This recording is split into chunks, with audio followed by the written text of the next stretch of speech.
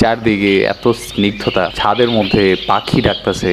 এই চিনাপটা হচ্ছে আমার রুমের ভেতরে, এত গরম, পুরো ঘাইমা টাইমা একাকার অবস্থা। বসে মেডিটেশন করব, কিন্তু গাইস আমার চোখ তো লেগেছিল বাট মনটা লাগেনি। তো hello guys, welcome to new video guys. তো গাইস, আমি সকালবেলা ঘুম থেকে উঠছি আর অলরেডি তখন ঘড়িতে প্রায় 6:30 বাজে, 6:30 বেশি বাজে। গাইস, ওই টাইমটাতে আমার মনে হইতেছিল যে আমি এই ঘুম থেকে উঠে কী করবো, কালকে থেকে করবো না। কিন্তু গাইস, যেটা ভাবছি সেটা তো আমার করতেই হইব নাকি। তো এখন উঠা গেলাম, উঠা পানির গ্লাসে পানি খাওয়ার চেয়ে আপনাদের দেখাই যে আমি আসলে ছোট গ্লাসে পানি খাই না, আমি বড় গ্লাসে পানি খাই, কিন্তু কম খাই।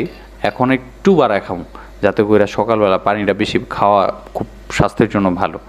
তো আমি পানিটা খাইলাম, খাওয়ার পর বিছানা গুছাইতে গেছি। রেগুলার গোছানো হয় না, বাসায় মাই সব কিছু করে দেয়।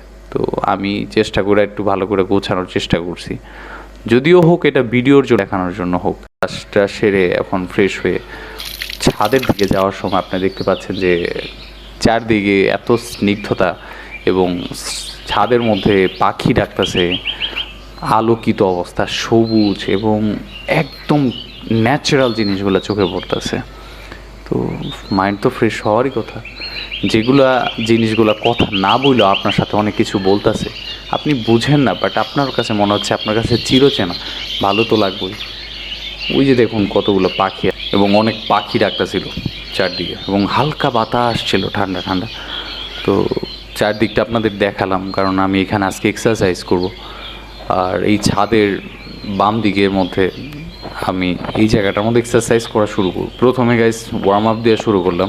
প্রথমে গাইস ওয়ার্ম আপ করে নিতে হয়, নাইলে গাইস মাসেলে টান লাগতে পারে। তো ওয়ার্ম আপ শেষ করলাম, এবং শেষ করার পর আস্তে আস্তে চিন আপ মারতেছিলাম। তো গাইস, এই চিন আপটা হচ্ছে আমার রুমের ভেতরে, আপনাদের দেখানোর জন্য আমি ভিডিওটা করছি। চিন আপের বারটা আমি লাগাইছি, আর বড় পাইপ দিয়ে, লোহার পাইপ দিয়ে এটা ভালো করে লাগানো হয়েছে। এখানে আমি আস্তে আস্তে ব্যায়াম করি, 3 সেট করে। সেট হচ্ছে, সেটে প্রায় 10টা করে মারি।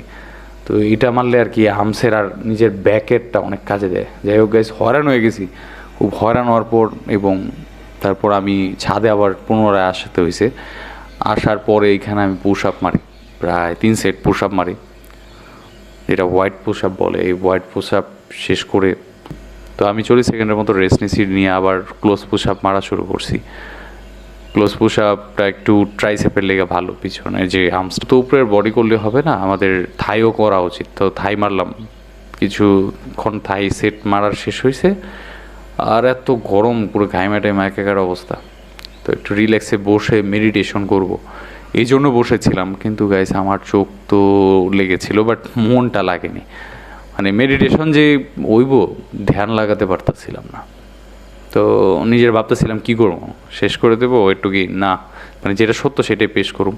তো গাইস, আমি আবার পুনরায় চেষ্টা করি। প্রায় 7 মিনিট বসে থাকার পর আমার চোখ ভালো মতো লাগছে এবং মনটাও বসছে। অনেক কিছু মাথায় আসতেছিল। যাই হোক, চোখ খোলার পর চারদিক একটু অন্যরকম দৃশ্য মনে হচ্ছিল। তো বৈশা রিল্যাক্সে আস্তে আস্তে উঠে গেলাম।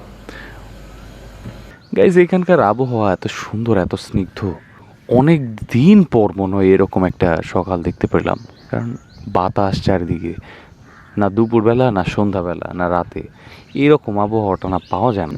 বাবা বলে সকালবেলা যে এটা আর কি গ্রামের প্রবাদ, যে সকালবেলা না উঠলে যদি অন্য কেউ উঠে তাহলে তাদের পাড়া নাকি শরীরে পড়ে। যাই হোক, গ্রাম বাংলার প্রবাদ এটা। আমি যখন মেডিটেশনে বসলাম, খেয়াল করলাম আমি একটা দুইটা পাখি না, অনেক পাখির ডাক শুনতে পারি। অনেক শব্দ আছে যেগুলো আমরা সারাদিনে মনে না কানে আসে। ভেতরে গিয়ে আমাদের বুকসটা পড়তে হবে। ডেইলি আমরা আধা ঘন্টা বই পড়ার চ্যালেঞ্জ নিয়েছিলাম, হোক সেটা সকালে বা রাত্রে। নিচে যাওয়া যাক। ঘরে কোনো প্রোটিন সোর্স না থাকলে নিজে থেকে বানিয়ে নিলাম। ডিম সিদ্ধ করে নিয়েছি, এবং সাথে আলু ভর্তা আছে, এবং টমেটো, সাথে কলা, এবং 3টা রুটি দিয়ে আমি ভালো করে খাবারটাকে খাবো। 3টা রুটি আমার জন্য এনাফ। তো গাইস, আমি এটাকে খাওয়া দাওয়া করলাম, এবং খাওয়া দাওয়া শেষ করার পর আমি থিঙ্ক অ্যান্ড গ্রো রিচ বইটা নিয়ে বসেছি। নেপোলিয়ন হিলের লেখা। গাইস, বইটা অসাধারণ, কেউ চাইলে এটা বইটা পড়তে পারেন। তো গাইস, পড়া শেষে আমি একটা বেলের শরবত খেলাম, যেটা আপনার পেট এবং হেলথের জন্য অনেক ভালো।